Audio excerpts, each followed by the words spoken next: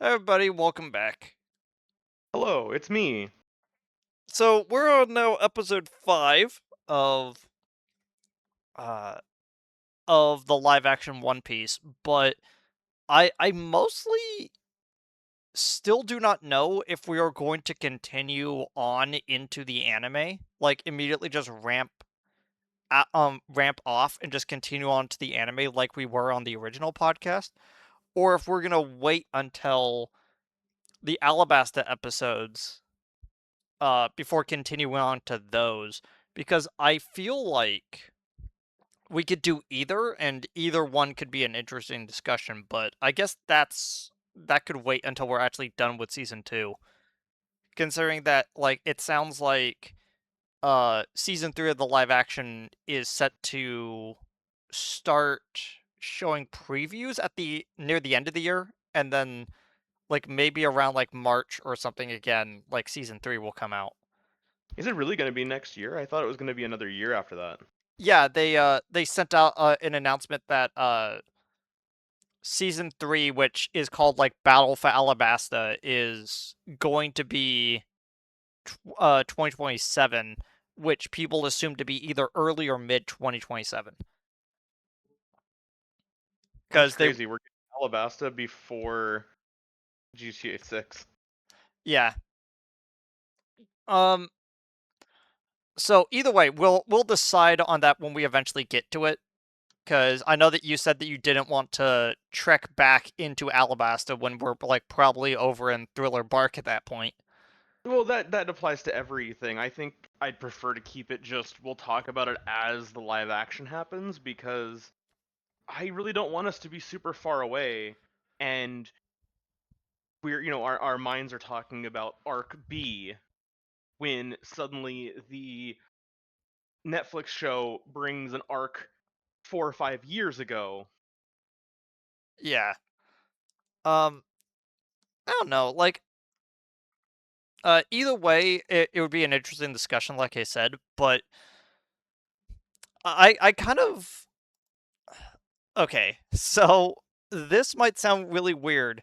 Episode 5 is the episode that I really wanted to talk about. Out of all of the different like episodes of the podcast, even when we were doing the original one, like way back, the main reason why I was looking forward to talking about One Piece was eventually when we get to Baratie as an arc. I can see why. Baratie at Baratie as an arc is where I first started like paying attention to One Piece, but there is something that feels different. Like when Baratie starts, especially when they set foot into the restaurant, it doesn't really feel like it as much. But the second that Sanji and Luffy is having a conversation with each other, I feel like there is this distinct sea change in the way that Oda writes his characters. And from Baratie onwards, I feel like One Piece goes from the series that was as we have been kind of rating it in the manga, either like mid to lackluster, to just straight up bad. I feel like there were very few times where I get upset at something that is going on in One Piece when it comes to the manga, at least. And I feel like it's one of the reasons why One Piece as a series is like in my top 10 favorite series of all time, even with like weird production errors and like weird pacing stuff that happens in later parts of One Piece. I still feel like it is in my top 10. Oh, absolutely. 100%. Hard agree. So how about we start from something really interesting I wanted to talk about when it came to Baratie. Did you prefer reading the manga or watching the anime? Anime. this is like a really interesting thing because I feel like the beginning of Baratie has a very interesting way of doing its jokes, in which I feel like that certain jokes really worked in the manga and certain scenes didn't work out as well in the anime. Like for instance, there's a moment where so you have Johnny and Usaku, which are coming on board the boat because Usaku is dying, and there is like a single panel of them just forcing him to drink like an entire stein of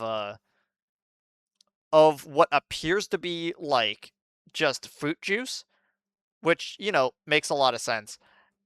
But in the anime, while they're talking about like what scurvy is and all that kind of stuff, it just cuts over to Luffy and Usopp, and they're just continuously shoving limes down his throat until he's just choking on them. And I don't know, I feel like that the joke works really well in the anime. And then like certain scenes like Johnny and Usaku like having this like back and forth with the Marine that shows up, uh Iron Fist Full Body. Uh and it just slam cuts to them just being defeated and all of their wanted posters from from I think Johnny's jacket like flutters out, and that's how that happens. I don't know. I feel Oh like yeah. that scene works so much better in the manga than it works in the anime. But the anime does it very dramatically, and you don't really feel it missing. It's kind of hard to figure out like which one I prefer the most, you know? I it's hard for me sometimes to get the sense of motion when it comes to the manga. So having the anime, I think, is a lot more what's the word I'm looking for? More emphatic with its motion. Not gonna talk about which arc this is because we're gonna get to it later. But there is a moment that I saw a YouTube short talking about what they felt was the best joke in all of One Piece.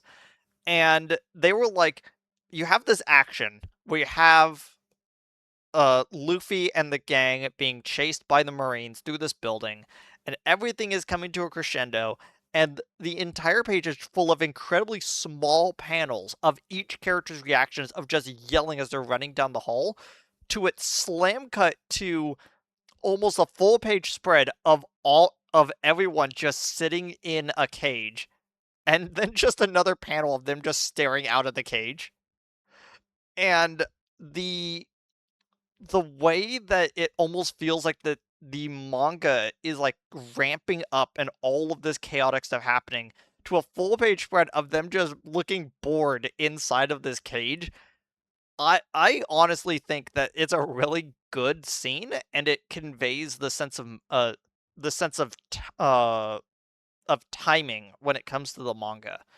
Um I was talking to Gideon earlier when I was talking about Attack on Titan just earlier today, where it's like I really liked reading the manga, but I had to stop reading the manga and just wait for the anime because I was missing the audio, I was missing the voice acting, I was missing the motion of the action, and I feel like when One Piece is this gag series where it's like it's trying to tell jokes, the manga does it so much better because it's paced better. But when it comes to just straight action, like we get to later on, I definitely like stand back and go like, no, the anime got this one. For instance, I kind of almost want to jump to this question. What In the would that be? live action, they decided to eliminate half of the entire conflict of the Baratie arc, and I feel like nothing was lost. Which is such a Mm, weird thing to say, where it's like, oh yeah, we just ejected the villain out of this arc and we made it better. And it's like, huh, I guess you did. It's such a Yeah, weird thing to say. I'm not the biggest fan of that. As you Okay, know, I'm a purist when it comes to that sort of thing. yeah. I mean, again, there's a reason why people still to this say that the second Resident Evil film, the one that's based off of Resident Evil 3, is better than the original Resident Evil movie because it's actually based off of the game, or at least to some extent. And then there's other people that actually really likes those set of films that basically go, no, no, no, Resident Evil is a genre that this movie is trying to go into, and it's using some of the lore and it's using some of the characters, but the closer that they adhere to the games, the worse the movie becomes. And I'm like, I kind of get that. I kind of get where that sort of vibe comes from. There is a purism versus adaptation sort of vibe when it comes to a lot of things. And I personally feel like episode 5 of the live action One Piece is either where you understand what they're trying to do or you are going to not really like what they're going to do, you know? Yes. So, let's just get right into the live action then. So, this scene with Garp attacking Luffy is both an adaptation of what happens in the actual series when Garp is chasing after Luffy later on, and almost combining it with the encounter with Full Body, in which he expands with like a balloon. He catches the cannonball and he shoots it back at a weird angle. But the way that the anime does this scene is entirely different, in which Luffy uses the very not well used slingshot because it's a little bit less precise. Uh, and he catches the cannonball, and one of his hands slips off of the railing it was on, and the cannonball goes askew and just shoots the Baratie like off into the distance, which then leads to the reason why they have to stay at the Baratie. And I feel like one of the really interesting things that the live action does is again kind of ejecting Garp and Kobe and that side plot out of the story for a little bit. It's a little bit better of an introduction to Baratie as a setting where you approach it and you're like, oh no, they're coming here to eat. They're going to sit down, they're going to have a meal, and the entire conflict is going to be because the Luffy can't stop eating and eventually eats 1 year's worth of food that he has to now pay off. It changes the dynamic of the reason why they're there to you almost killed our head chef to oh you're just a nuisance. I do miss the weird chef dude from the anime manga verse Okay, that you're like talking about Carne, the guy with a 5 o'clock shadow at all times of the day. yeah, his 5 o'clock shadow has a 5 o'clock shadow. The most notable Because thing that he does is that he pilots the pedal boat near the end of the I arc. love the pedal boat, but more importantly, I just think he's a really funny character of I love the juxtaposition of him practicing his customer service while insulting people, Oh, only to turn around and tell Sanji to stop insulting people. you're talking about Patty. Patty is actually in the Netflix version, but Yeah, but it's not the same. yeah, He's he's to super a like lesser extent, and he doesn't look like Popeye. He doesn't come out. very I, allergic to peanuts, Popeye. I do like the fact that he's like practicing greeting customers, and he just like looks himself in the mirror, is like, okay, you've just got to cheer them up, and you got to be nice to them. Hey, shitbag, what is going on? And I'm just like, oh What my can I get for gosh. you, squid face? Yeah, squid face, jerkhead. It's like, So good. what up, you damn crook? Uh, it's just kind of funny because you can tell his sort of demeanor is, I have to deal with like some of the like worst type of people because both Marines and pirates are allowed to eat at the Baratie. But you just can't fight at the Baratie because everyone, or at least in the manga and anime version, are part of a pirate crew themselves. They are able to fight and they are able to fight back against anyone that is trying to like make a mess. Because this restaurant is more for like cruise liners to come up and uh have a little bit of a snack before they head off. And For rich bougie people. yeah, although you really do get a sense that it's supposed to be for rich bougie people in the live action version because man, that set is immaculate. If I remember correctly, they did not dismantle that set. They sailed it off to somewhere to basically I think they sailed it off to somewhere in Indonesia or Japan itself to become an actual like attraction to be modified for actual like commercial use later. I mean, if true, that's sick.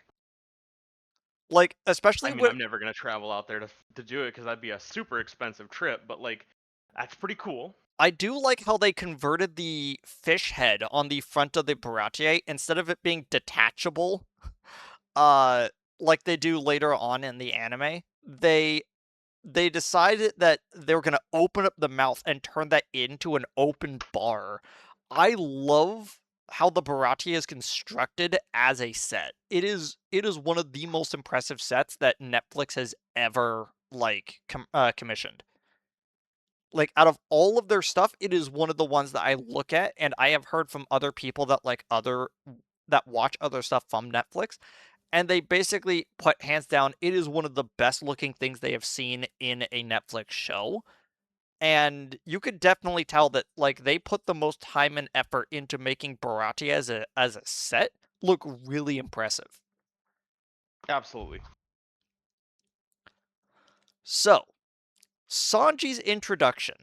So, in in the manga, and in the anime, they do this scene where Full Body had a Full Body sails up with his date, who he's trying to really impress. So when he wrote the reservation for the table, he also wrote that he wanted a very specific wine because he wants to seem like that he's really sophisticated and he knows a lot of things about wine. But if you know anything about wine tasting, 80% of it is subjective. So like so he's like, "Oh, it's got a fruity taste." And everyone just nods and goes, "Sure, dude." That's basically 80% of wine tasting is rich people acting like they actually have any form of taste. I've seen how they dress. I can tell that it's been corked because I have a stick up my ass. Uh, and he's like, uh, which eventually comes back in with the live action because in the live action, the character that is supposed to be the stand-in for Full Body, which I actually really enjoyed the fact that they even like deemed to have like a Full Body and Peach Beard there, which was kind of funny.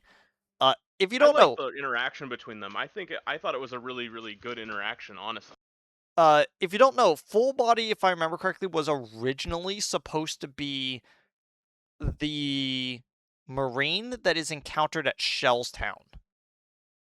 Is like he was supposed to, That sounds or correct. something like that. Is like Full Body and Peachbeard were supposed to be two enemies in quote unquote Shellstown in the first arc of One Piece. That was when it was originally called Romance Dawn as a series. So the original setting was that you were gonna have these two characters back and forth, and eventually he just reused Peachbeard way later during I think Whole Cake, and he reused Full Body for this scene at the Baratie. And I think their I think characters it's are way funnier using him everywhere. Just keep using him. yeah, just have him be the Team Rocket of the Of Marines. romance on. Just keep kicking him down the line in the grand line as they go. He's gonna be the final boss. True. Uh So in the anime and the manga, Sanji is standing there as their waiter, and he reveals that the wine that he brought is not the same wine, but it's the same wine that Sanji offers them in the live action Netflix version, and I found that that was really funny.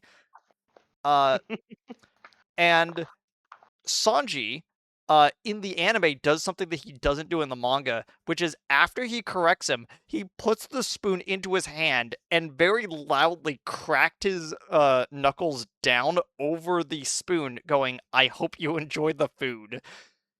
And there's something so smarmy about the way he does that that really makes his impression in the anime really cool that doesn't really happen in the manga. But you get a sense that you because you may have missed it in the manga comparatively to the anime. When Sanji is standing there and he's like, "Listen, I'm not the waiter. I'm the sous chef. I'm out here because we don't have any waiters right now because everyone quit." And it's like, "Oh, Because of okay." you guys. And so but in the live action Netflix version, they actually give a different explanation for why Sanji is out there. So Sanji is currently making what is one of his most famous dishes from Sanji's cookbook, which is the bluefin saute, which he makes on Reverse Mountain, if I remember correctly, in the actual series. Yeah, it sounds right. And it looks exactly like it does in the cookbook, and it's really nice and made with real ingredients. Apparently, like it was like actually prepared on that set because that set is a real kitchen. Like, and so If it like works, it works. and so Taz Skylar, the actor for Sanji, like actively like made the bluefin saute and he set it out there. And the head chef Zeph comes out and he has a back and forth with him like any form of show that you have ever seen involving a kitchen. Of course you're gonna have like two cooks that are basically arguing how they actually go about doing their work.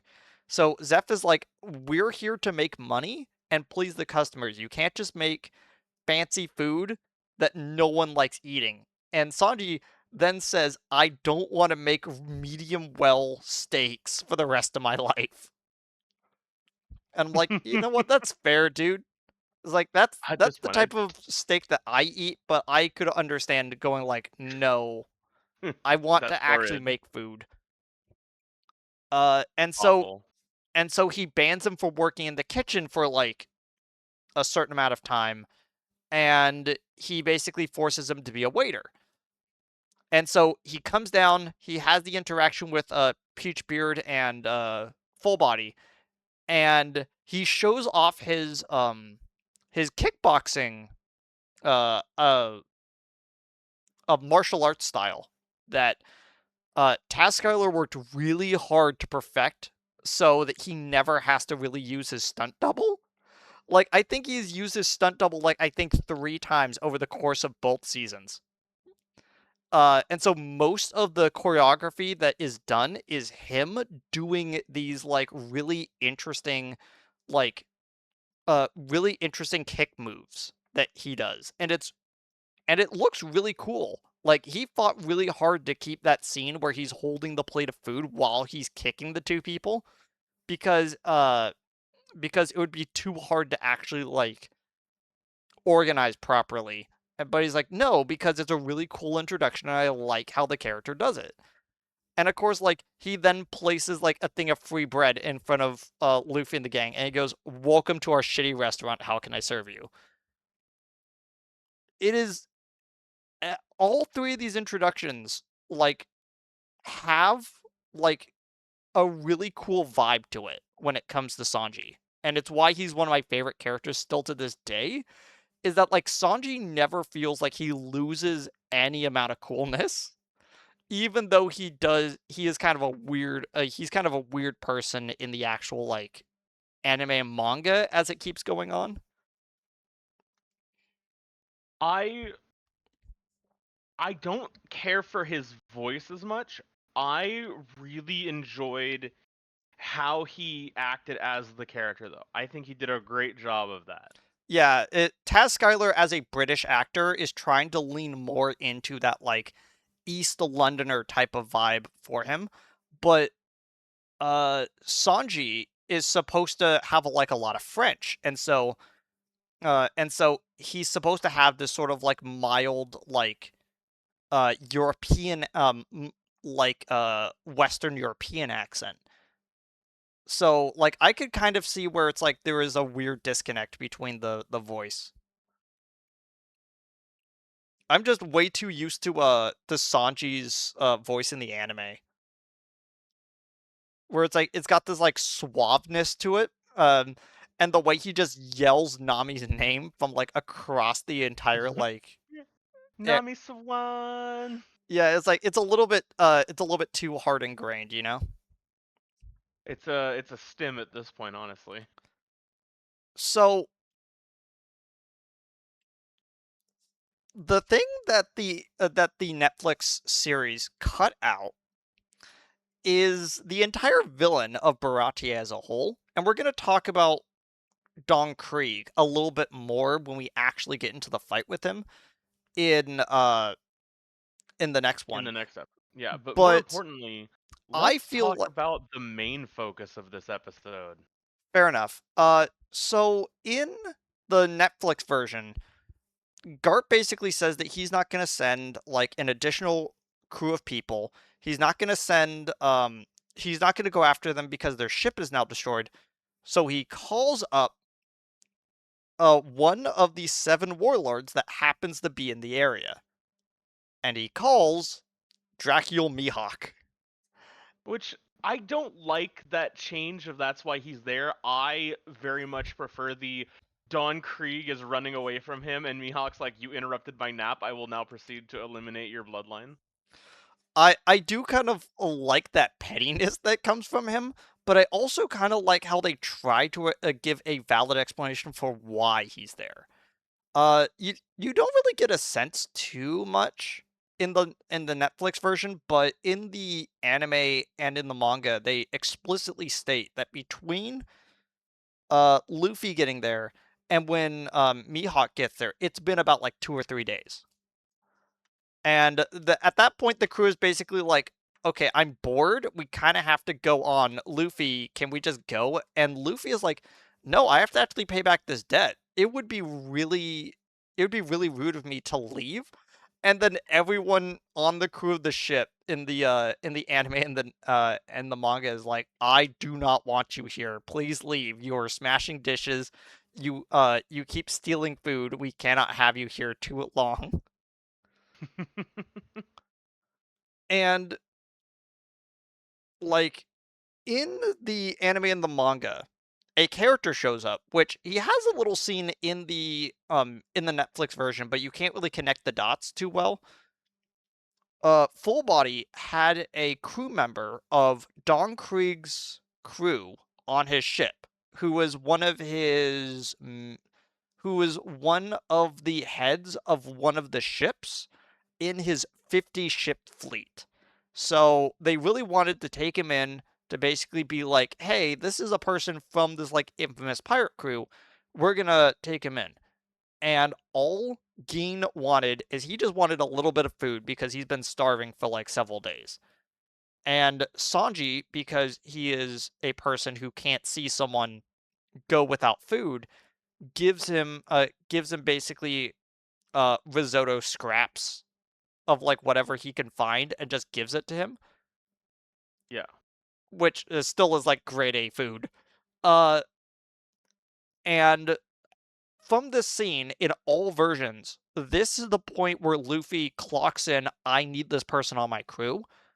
And even the show in the anime recognizes this because they show Sanji's uh I forget what it's called. It's where the intermission cut in eye catches. There we go. They show Sanji's eye catch before he's even confirmed that he's part of the crew. It's like, no, Luffy has always stated that he's part of the crew. He might as well be. And it's really funny how even the anime is like, no, he's not getting out of this one. You have been volunteered to be a member of the Straw Hats. There is no escape. And after this, Geen would escape and go tell Don Krieg that there's this ship nearby which he could get some food. He then goes and um he orders like a bunch of food for his crew so that they can get back up to full strength so that he could then head back over to the Grand Line using Baratie as his new main ship because his main galleon is just completely wrecked from entering the Grand Line, being there for 7 days, and then having to head back. Like, it was like they basically state that it's incredibly embarrassing for him to be sailing back with only a week in the Grand Line and he got completely destroyed because he ran into one of the seven warlords immediately out of the gate. And it's like, Yeah, he wow. he was not he was not he was not spec'd for that PvP match. Unfortunately, you need to have some part of our magic system to be effective, and unfortunately, you have Predator Cannon. Sorry about that, dude. Uh, the way that Netflix decided to do this scene is we cut over to what Mihawk is doing as like it shows his bounty poster. And it's the first time that we see this type of bounty poster where it just says in small text, by order of the Marines, this pirate has his bounty canceled. He is a member of the Warlords of the Sea and has been gained protected status by the world government. And the word bounty canceled flies out of the screen and it just shows that instead of the number. And I think that that's one of the coolest parts of the whole using the bounty poster as a form of like introduction that they have because eventually when they have to get to the other warlords, they're going to do the exact same thing. Yeah. And, it's like later to find out that like Mihawk, when he gets his bounty like reinstated later, it was like his bounty is like 2 billion or something. It's like, yeah, there's a reason why they needed him to be under the government's thumb. Like he's a little bit too powerful. I think his was like 2 billion and like another person that we know the definite number was like 1.5 billion. And like Uh, just from we that don't we don't know Rogers. I thought it was 5.4 billion because Luffy has to hit 5.5 to make the joke work. I think so. That sounds about right. Because then his bounty would be Gomo Go. So like that's the whole thing. Oh yeah, yeah. Uh so uh Don Krieg shows up at the ship and he's like, I'm gonna take over Baratie. And then his massive galleon that is like 3 times the size of the Baratie is viscerally cut into multiple pieces and just falls into the ocean at the sheer like stun of everyone involved. And they look over as a coffin with a sail is just coming up. And this is in the anime. So the introduction to Mihawk in the Netflix version is him already decimating the Creek pirates as they are presumably just at the beginning of the Grand Line. And he basically does the whole thing where he cuts the boat in half with like just the wind pressure of just of just moving the blade. You know And what's interesting though, from a lore standpoint, when it comes to just running into Mihawk.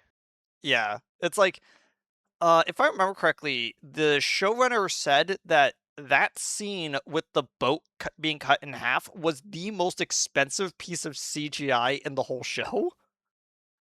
And I'm like, wow, really? I was like, yeah, I could kind of see that. It looked a little bit too real. They put a lot of time into making that cut looking really impressive.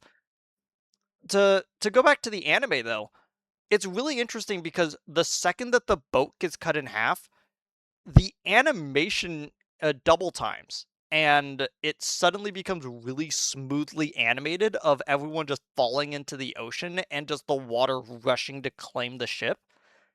And there was something really strange about that because it's like this is a little bit too well animated for this.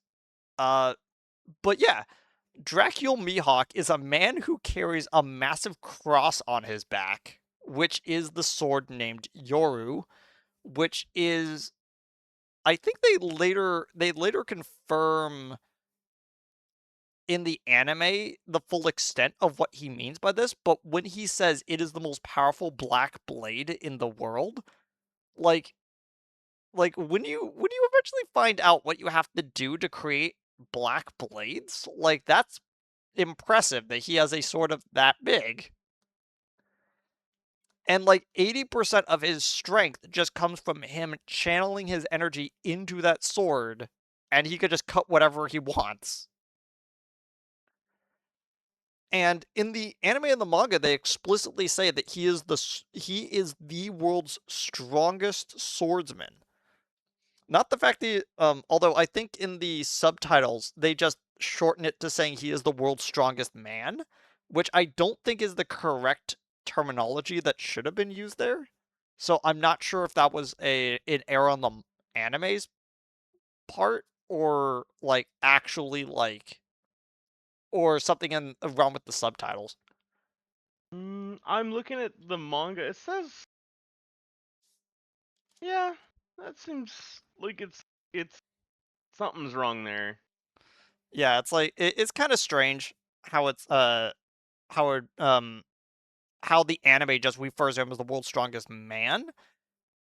Because I'm like, maybe they don't take in half giants or like people that are taller than 9 feet into account. Because I'm pretty sure that a certain guy in Thriller Bark was a little bit stronger, uh, at his full prime.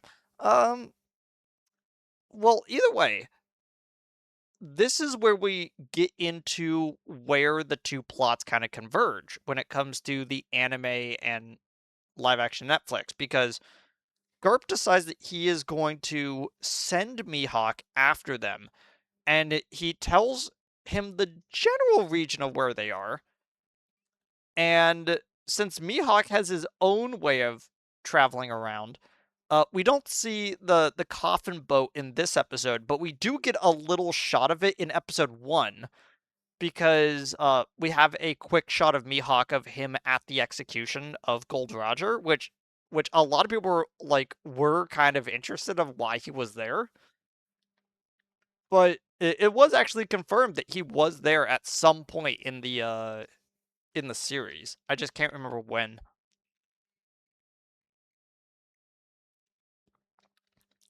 But either way,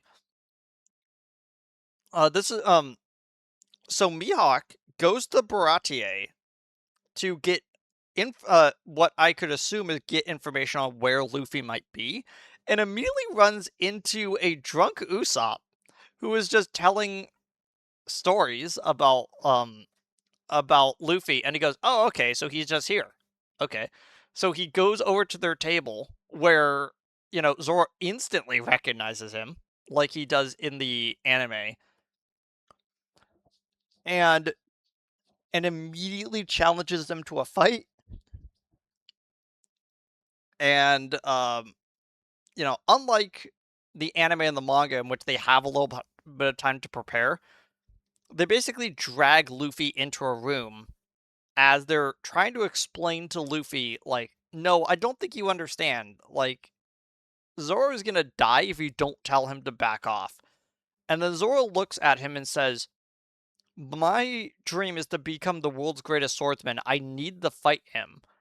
And Luffy goes, oh, that's good enough explanation. I feel like it's a. I'm not sure if I like the reasoning as much as this is a guy who was literally like attacking a ship next to us, and Zoro is just already in the middle of the fight, so Luffy is gonna step back and not really interfere because he wants to see what happens. I feel like uh, uh the reason why they have this little moment to breathe so they can have this discussion is so that Luffy can have his scenes in the next episode with Zoro. And I feel like that the emotional impact in the Netflix version does fit with the tone that they are setting for Luffy in this episode, but I just feel like it doesn't hit as well as when they just immediately jump in the fighting. So in our original podcast of this, I just wanna state episode 24 for both me and my co-host Jay, we had both collectively wanted to give episode 24 our platinum episode. Episode 24 of the anime being the one in which Zoro fights Mihawk. Still to this day, it's one of the most impressive fights in One Piece. And for a jumping on point for the series, it is a really good place to do that. And I feel like it's hard to explain without directly like showing footage of it. But when there is a moment in the anime where Zoro goes in for a hit and the world turns into black and white as he's just like running through like everyone's like e- everything that everyone has ever said to him as he's having flashbacks to his flashback as he knows that he has basically lost this fight, and I it's I one will of the go down in coolest saying that scenes. I will go down and I will die on the hill that the Zoro versus Mihawk fight is the best pre-time skip fight in all of One Piece. I would say that there's one other, but that's just me being uh Well, because everything up till the time skip is either uh Luffy fighting someone who can't fight back accurately, the other characters having a half-ass fight, Zoro being laid up and can't fight because he's wounded, or Zoro putting in a half-hearted measure because he's wounded. I feel like again there's like one other fight pre-time skip that I feel like is a little bit better, but it does not involve any of the main cast. Wait, no, no, it does involve one of the main cast. My bad. Not sure why I said it that way, but there is a fight that I would say is pre-time skip that is, in my opinion, a little bit more impressive,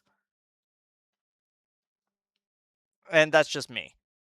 Uh, but the way that they do it in the Netflix series is because Don Krieg isn't here, and because they don't have this like imminent nature of like another villain just like bearing down on them. They are able to have this moment to breathe when it comes to the Mihawk fight. So they actually do well, at least they try to replicate each of the attacks that Zoro tries to use on Mihawk, but it doesn't work. And Mihawk is reluctant to even use his regular sword onto him, and he decides to pull the crucifix off of his neck and just reveal that it's a tiny little dagger, which every single version of this line hits really hard, where Zoro just goes, "What are you doing?" It's like fight me with your sword. And Mihawk says, "I don't fight rabbits with cannonballs." And it is a line that goes so hard,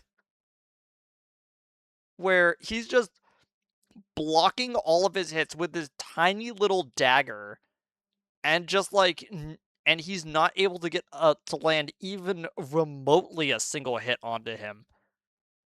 which then leads to Mihawk going, "Okay, the fight's over," and then just plunges the little dagger like right into his chest. And Mihawk is waiting for something, and then he pauses and he just goes, "Oh, you're not reacting to that. You're not backing up from the fight. You're still wanting to advance, even though this is about to go right into your heart." And Zoro, in all versions, says something close to, "I would If lose I my retreat ability." now, if I Yeah. retreat now, my dream will be lost forever. And Mihawk goes, "Oh, okay." Pulls the blade out, takes a step back, pulls out Yoru, and goes, "Then as a swordsman, I shall cut you down in uh with my actual weapon then, to as a sign of respect." And then Zoro does what is the name of the attack? It's 3,000 Onigiri. worlds, I believe. No, Onigiri is where he's slashing with both of the blades at once. That's like his main attack. Um in the live action Netflix version, this is where Zoro finally puts the third blade into his mouth, because again, they're using him putting the third blade into his mouth more like a mental focus. So he's mostly doing of like, I really need to lock in right now, so I can't miss a beat. So he's mostly just using two sword techniques up until this. And I feel like that the choreography of the 3,000 worlds is a little bit borked, but it's really hard to spin two blades with both hands straight out, so they're not actually like so they don't interfere with each other, and choreography wise, so it makes like a single propeller in front of it without him doing this weird thing where he puts both of the blades together and just starts spinning it weirdly, like they I do in mean, the Netflix version. yeah, the Netflix version a little it bugged me a little bit because I could very much tell that in that jump cut, the ends of the katana were merged into one thing, and I was like, wow, that's very lazy. I don't like that. But you also have to remember that it's like, oh wait, this is a live action series. We are bound within the physical limits of a finite universe. Got it. Uh I forgot that physics are supposed to still work in live action. Uh and so it's like, okay, I get it. You tried your best to replicate the 3,000 worlds, but it is as close as you were ever going to get with that. Which Zoro then rushes forward with it, and with like a single knock of his blade, Mihawk lands two blows, like one on his chest, one on each of his arms, I think, and also destroys his swords. We don't realize this later, but Mihawk then turns around and notices he still has one. And I think it's at that point, that he realizes that Zoro has the Wado Ichimonji on him, and he's like, "Oh, that's what you have, huh?" Because it's the sword that doesn't break, mostly because it's the one in his mouth, but it's also the one that's special, so he can't lose that one. In the Netflix version, instead of his swords like splintering apart instantly, they fall apart in an interesting way. And I feel like that the tension of the scene is really well done with the way that the sword falls apart, but in retrospect, it is a little goofy. But it But is I think very anime to be like multiple slashes across the blade as they all fall apart in accordion. You I know? think the big thing to understand though is that being quote a bit goofy is exactly what we want from One Piece.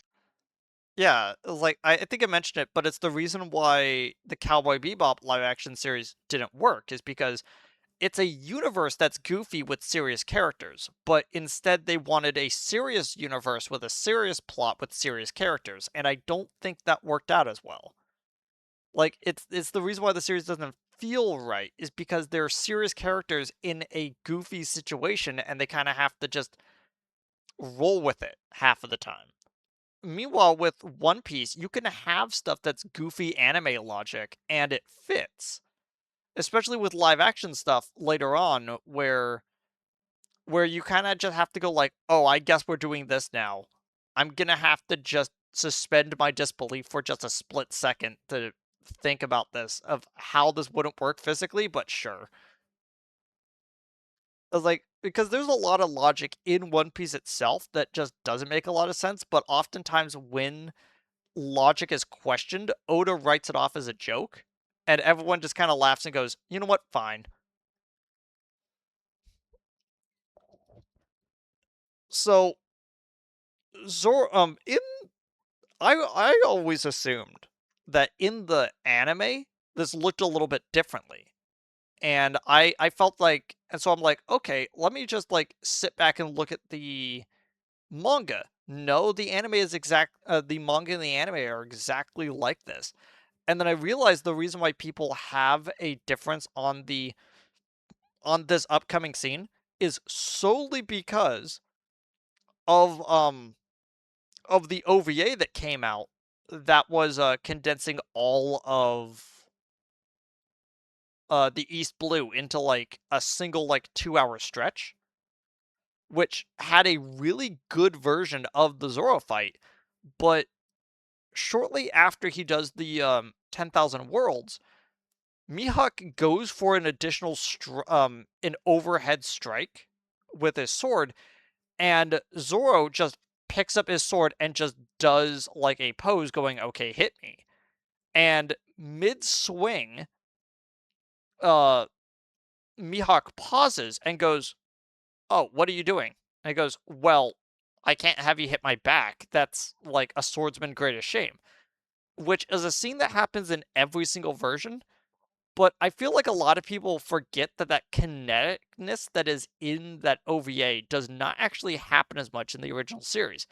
Instead, Zoro quietly gets up, puts the sword into a sheath, and then just presents himself in front of him and just going, "Okay, do it.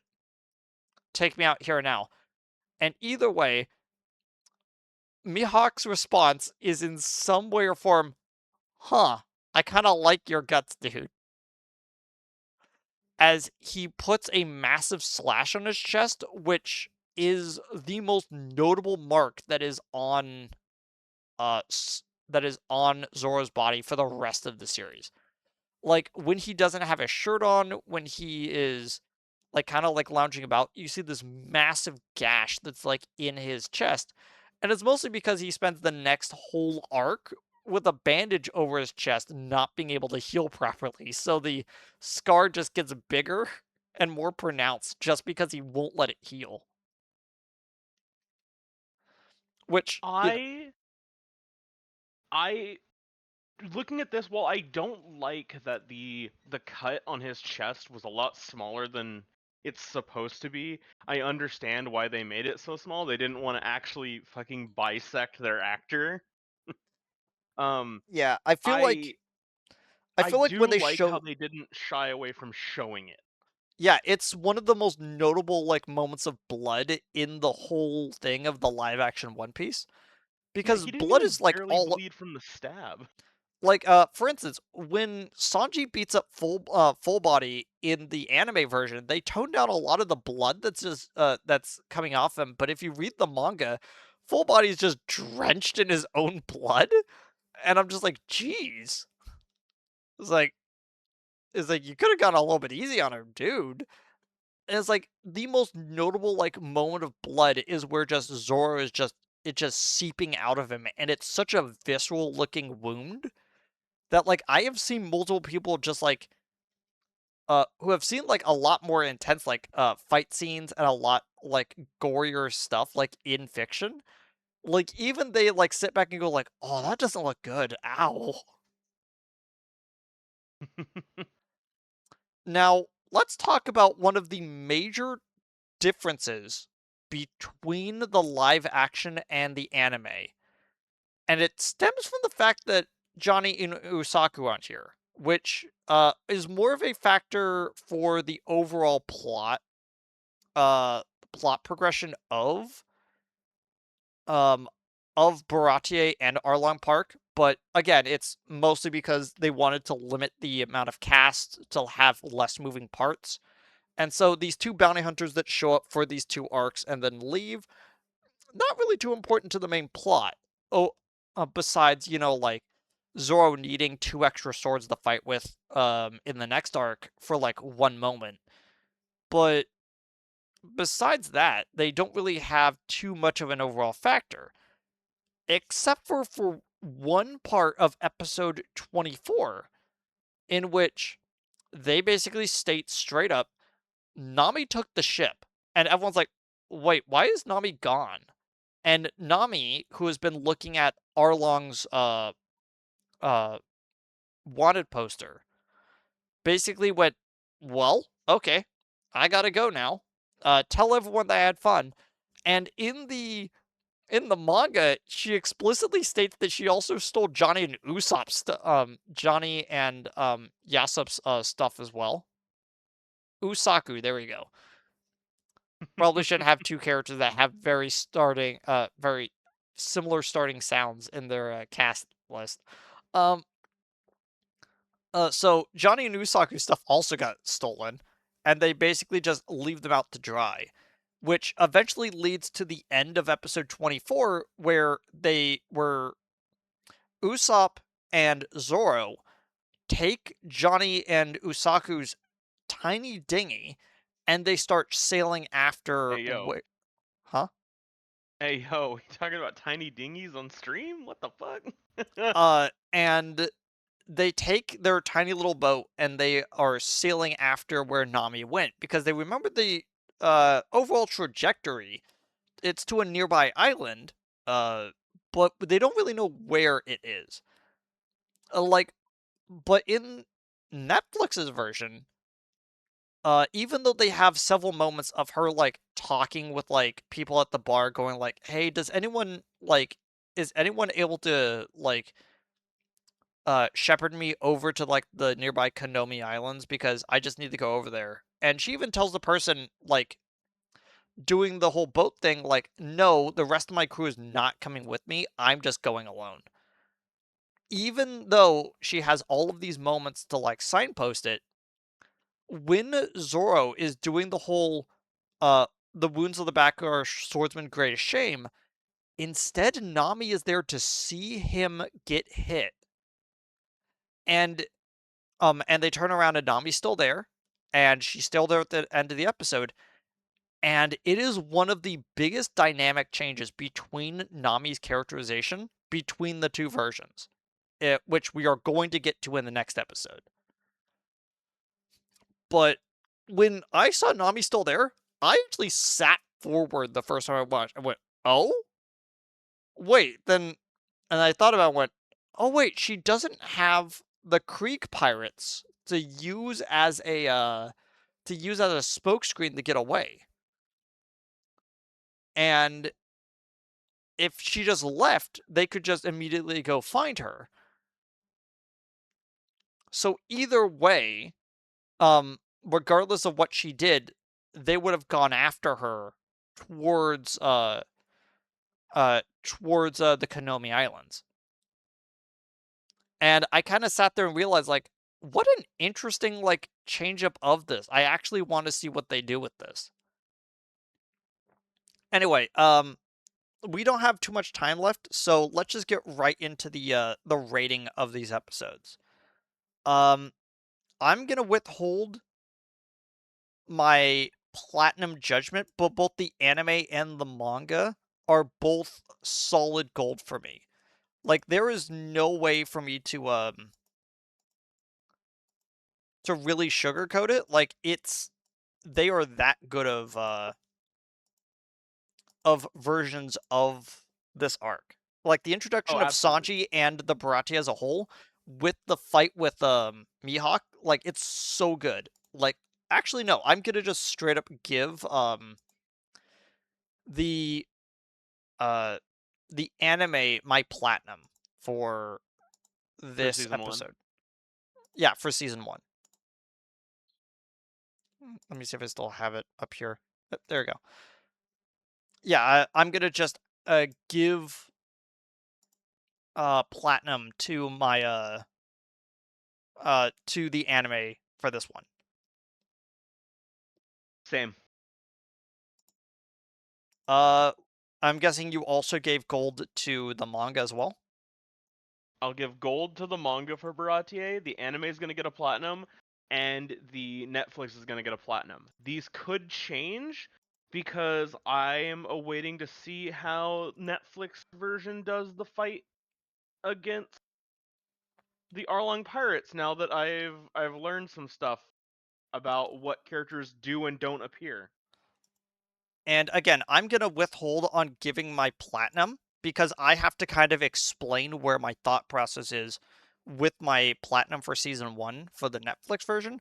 But I'm fairly certain that it is either going to be the fight with it is either going to be um the fight with um Mihawk that is going to get my platinum for the manga, or it's going to get the Nami's flashback in Arlong Park that is going to get my platinum.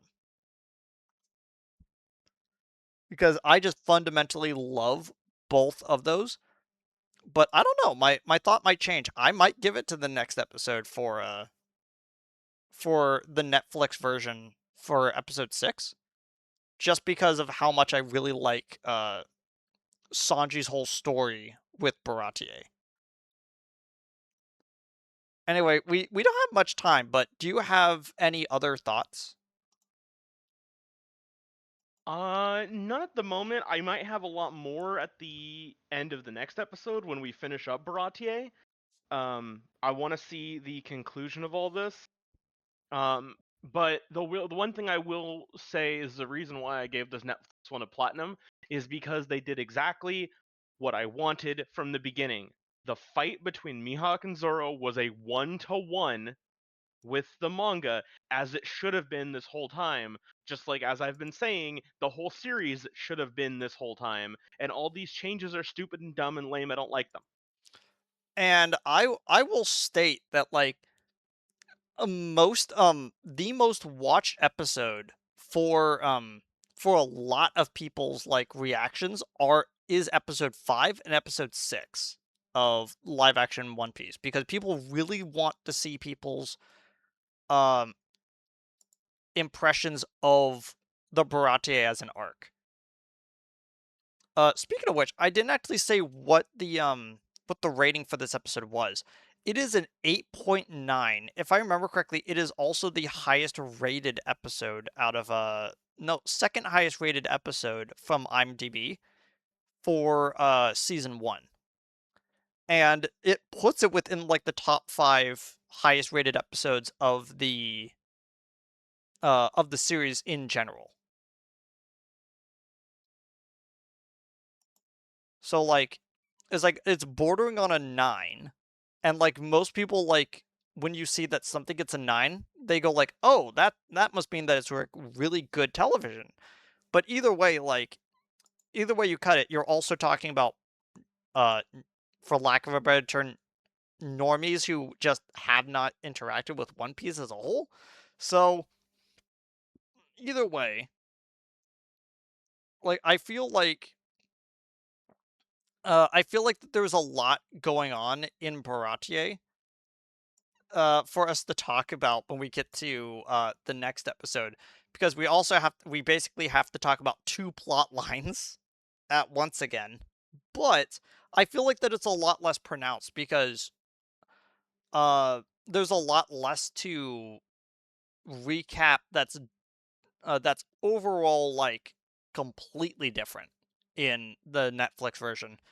So we're mostly going to be talking about the anime and manga for that one. But anyway, we have to head off. So see all of y'all next time.